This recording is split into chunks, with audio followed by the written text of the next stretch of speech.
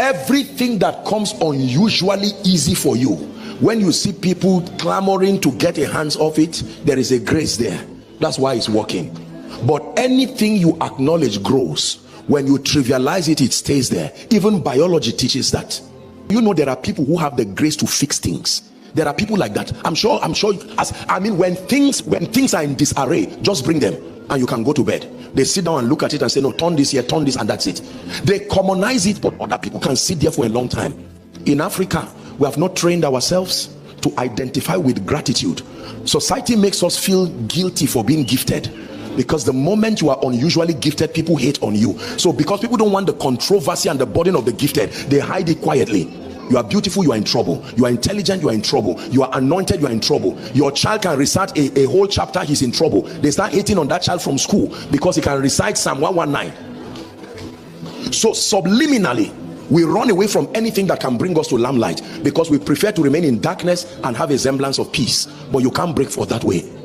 The ability to shut your ears as though deaf and keep moving. Keep moving.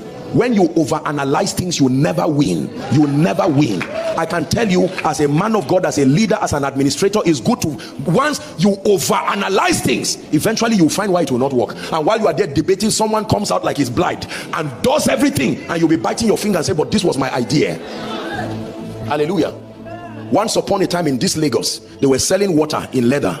Am I right? The way ice water is, that's how pure water was, until somebody said, no, something can be done.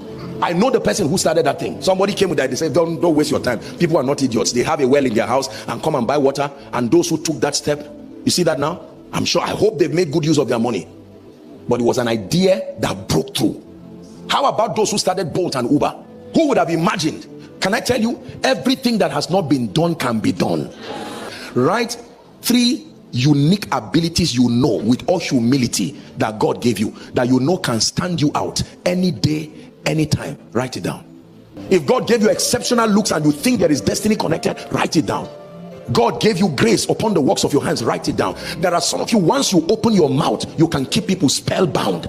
You literally, I'm not just talking of preaching. God gave you vocal prowess. You open your mouth, you can communicate. Write it down. Everything that comes unusually easy for you, when you see people clamoring to get a hands off it, there is a grace there. That's why it's working. But anything you acknowledge grows. When you trivialize it, it stays there. Even biology teaches that. Hallelujah.